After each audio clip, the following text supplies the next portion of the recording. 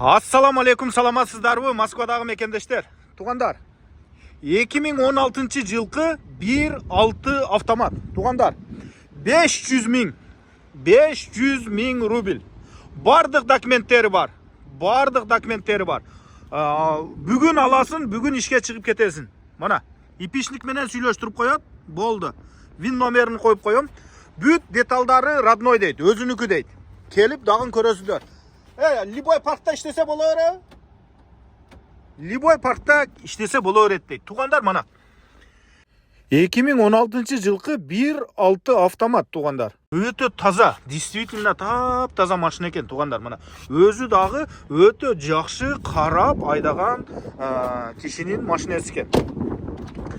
Мана тугандар, өтө жакшы экен, тугандар. Мана арканкы стеклоподъемниктер дагы электрический, 1.6 автомат.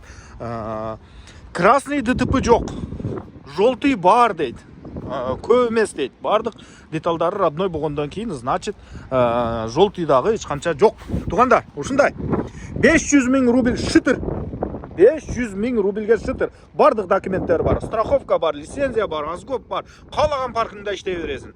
Ушундай, тугандар. Алып калыңыздар, тугандар. Ассаламу алейкум, рахматуллаху баракату. Мына бир көрөсүздөр, ушу 200 миң, 300 миң пулду берип выкуп кылсаңыздар ам боло берет экен, но 500 миң болбой калат да, анда кымбатыраак болуп калат. Дагы сүйлөшүп көрөсүздөр. Ана, ассаламу алейкум, рахматуллаху баракату.